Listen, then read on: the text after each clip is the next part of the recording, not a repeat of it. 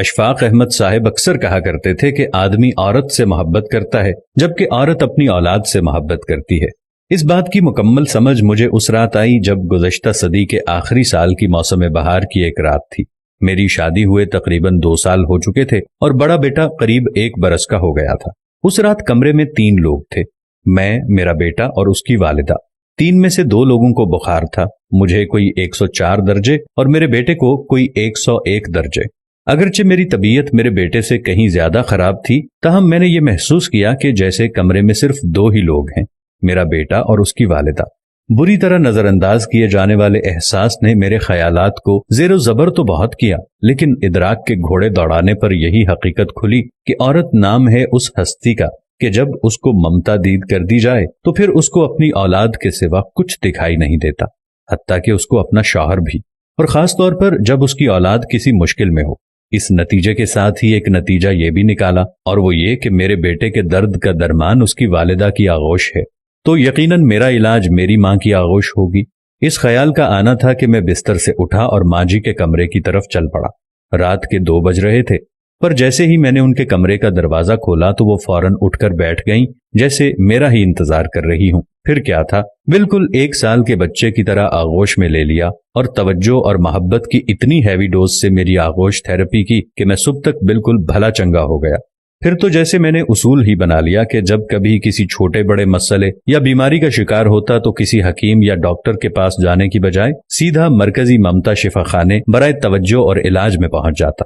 وہاں پہنچ کر مجھے کچھ بھی کہنے کی ضرورت نہ پڑتی، بس میری شکل دیکھ کر ہی مسئلے کی سنگینی کا اندازہ لگا لیا جاتا۔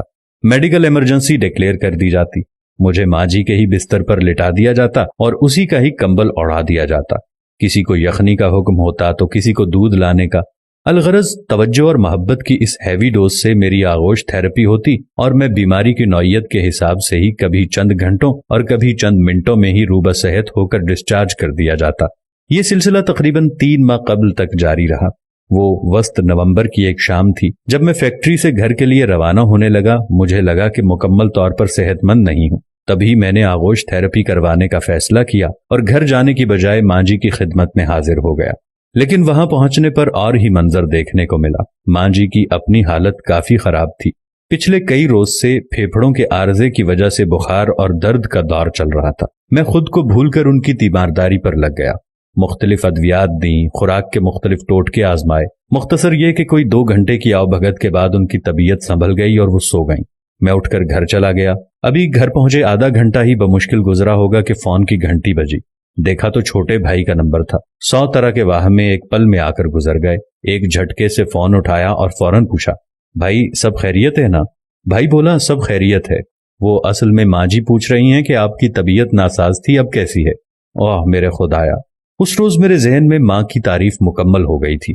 ماں وہ ہستی ہے جو اولاد کو تکلیف میں دیکھ کر اپنا دکھ اپنے آپ بھول جاتی ہے۔ یا اللہ، ہماری ماں کو صحت و تندرستی والی زندگی عطا فرما۔ یا اللہ، جو اس ویڈیو کو دیکھ رہا ہے ان سب کی ماؤں کو صحت و تندرستی عطا فرما۔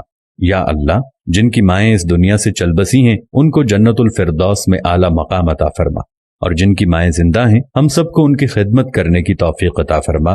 آمین ثم آمین۔